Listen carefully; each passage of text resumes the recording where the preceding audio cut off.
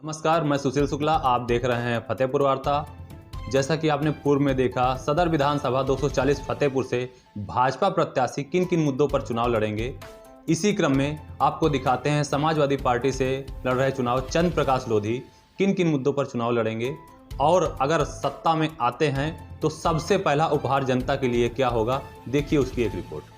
240 सदर विधानसभा से जी आपको समाजवादी पार्टी ने विधानसभा का चुनाव लड़ने का मौका दिया है। किन मुद्दों पर आप चुनाव लड़ेंगे? देखिए, हमारा सबसे बड़ा मुद्दा विकास का है। हम विकास की योजनाओं को लेकर के और विकास के मुद्दे को लेकर के जनता के बीच में जाएंगे। और हाँ जी कुछ विकास का मुद्दा सभी जो भी लड़ते हैं चुनाव, सभी विकास का जी मुद्दा ही लेते हैं। कोई ऐसा मुद्दा है आपके पास जो किसी ने न लिया हो? देखिए, हमारा जो स्थानीय मुद्दा है, चूँकि हम विधानसभा का चुनाव लड़ रहे हैं और हमारी सदर विधानसभा में मुख्य मुद्दा जो नगर क्षेत्र में है वो सीवर लाइन की समस्या है। सीवर लाइन की समस्या बड़ी समस्या है। जब मैं चेयरमैन था यहाँ नगर पालिका फतेहपुर का, तब भी मैंने प्रयास करके उसका डीपीआर बनवा करके, यहाँ से हमारी समाजवादी पार्टी की सरकार थी, हमारी माननीय अखिलेश यादव जी मुख्यमंत्री थे उस समय, हमने डीपीआर पास करा करके उत्तर प्रदेश सरकार से माननीय मुख्यमंत्री जी से पास करा करके हमने केंद्र सरकार में भेजा। लेकिन केंद्र सरकार में बीजेपी की सरकार थी, वहाँ से वो पास नहीं हो पाया। इसके बाद वो फिर लौट आया और फिर वो उसी तरह पड़ा रहा। आपको बता दें कि 5 साल से पूरा 5 साल हो गया, डबल इंजन की सरकार चल रही है भारतीय जनता पार्टी की, प्रदेश में भी और देश में भी।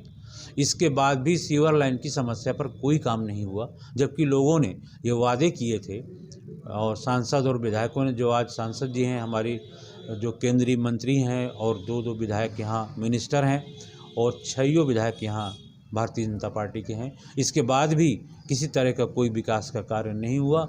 सीवर लाइन पर भी कोई कार्य नहीं हुआ। तो हमारा सबसे बड़ा मुद्दा यही है। हमारे जो क्षेत्र के जो भी विकास कार्य, किसी भी हमारे पूरे विधानसभा में कहीं कोई विकास का कार्य ऐसा आपको नहीं दिखाई पड़ेगा जो भारतीय जनता पार्टी के द्वारा किया गया हो। हाँ, जो भी कार्य है वो हमारे माननीय अखिलेश यादव जी जब 2017 में मुख्यमंत्री थे तो उन्होंने कराए थे। उन्हीं के कार्यों को रोक भी दिया गया और आज सारे विकास कार्य ठप पड़े हुए हैं। हम लोग वही योजनाओं को लेकर के फिर से जाएंगे और अब जनमानस में बदलाव की भावना है और आप देखेंगे बहुत जल्दी हमारे माननीय राष्ट्रीय अध्यक्ष अखिलेश यादव जी के नेतृत्व में समाजवादी पार्टी की प्रचंड बहुमत से सरकार बनने जा रही है और इस सारे विकास के कार्य जो रुके हुए हैं सब तेज़ी से उसी प्रकार चलने लगेंगे और सम्मानित जनता को विकास की गंगा में हम लोग जो है कराएंगे और विकास की गंगा बहेगी। जैसा कि आपने खुद कहा कि सीवर लाइन का काम केंद्र में सरकार होने की वजह से, दूसरी सरकार होने की वजह से रुक गया था। हाँ जी। तो आज भी स्थिति वही है, केंद्र में बीजेपी की सरकार है और जैसे आप कह रहे हैं कि आपका प्रदेश में पूर्ण बहुमत से सरकार बन रही है, तो स्थिति आज फिर तो वही आके खड़ी हो जाएगी। तो कैसे सीवर लाइन का काम आपका होगा? देखिए, सीवर लाइन का काम हम बता रहे हैं ना, हमने तो सीवर लाइन की सरकार हमारी बनने जा रही है। सीवर लाइन का काम हम फिर से यहाँ से पास करा के डीपीआर भिजवाएंगे और भारतीय जनता पार्टी की सरकार केंद्र में है, केंद्र में भी हम लोग प्रयास करेंगे। हम लोग चाहे उसके लिए धरना देना पड़े, प्रदर्शन करना पड़े, हम जो है केंद्र सरकार के समक्ष इस बात को लेकर के जाएंगे, चाहे हमें दिल्ली में धरना देना पड़े और हम अपनी सीवर लाइन की समस्या को लेकर और उसको करवा करके ही रहेंगे। अच्छा, जैसा कि एक आखिरी सवाल आपसे जी कि आपको क्या लगता है कि प्रदेश में आपकी कितनी सीटों से सरकार आ सकती है? देखिए, हमारा लक्ष्य 400 के पार का लक्ष्य है और आप देख रहे हैं इसमें इस समय बदलाव की बयार चल रही है उस पूरे उत्तर प्रदेश में।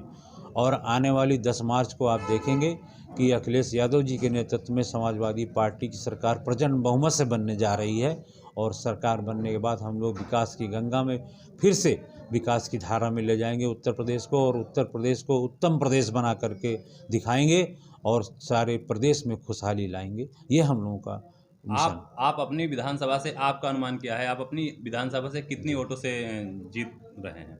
देखिए, अब इस पर हम कुछ नहीं कहेंगे, ये तो सम्मानित जनता का, अब ये जितना भी जनमानस हमें जिता के भेजेंगे, हमें तो जिता के भेजें और हमारा काम यही है कि हमको केवल काम करना है, विकास कराना है और उस पर ये हमारा टारगेट नहीं कि हम कितने से जीतेंगे।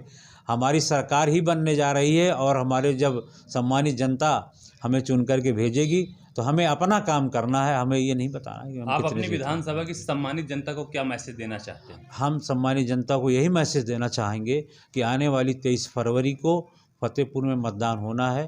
कोरोना गाइडलाइन का ध्यान रखते हुए 100% मतदान हमारे सम्मानित जनता करें और अपने मन की भावनाओं को जो बदलना चाहते हैं, सरकार बदलना चाहते हैं, जो उनके अंदर भावनाएं हैं, उन भावनाओं को बटन दबा कर के व्यक्त करें और इतने तादाद में भावनाओं को व्यक्त करें कि ये आने वाले समय में लोगों को पता चल जाए कि नहीं, बदलाव की बयार किस तेज़ी के साथ चल रही थी और कैसे बदलाव हुआ है। अगर आप सदर विधानसभा से समाजवादी पार्टी से विधायक बनते हैं जी, तो सबसे पहला उपहार आप जनता को क्या देंगे? देखिए, हम अगर विधायक होते हैं तो सबसे पहले जो भी विकास की हमने जो विकास की एक रूपरेखा बना रखी है हमारे विधानसभा की, उस पर हम सबसे पहले कार्य करेंगे। जो भी विकास कार्य हमें रह गए हैं उन पर, और सीवर लाइन पर हमने बताया आपको कि हम सबसे पहला हमारा फोकस सीवर लाइन पर होगा, क्योंकि शहर की एक ये बड़ी समस्या है। और जो भी पूरे क्षेत्र में, विधानसभा क्षेत्र में जहाँ जहाँ विकास कार्य रह गए हैं, नहीं हो पाए हैं, उन सब का खाका हमने तैयार कर लिया है। हम लोग बनते ही उन पर काम करना शुरू कर देंगे और बहुत जल्द जनमानस को दिखाई पड़ेगा कि नहीं, हम लोग कुछ काम कर रहे हैं, वो उनके सामने आ जाएगा।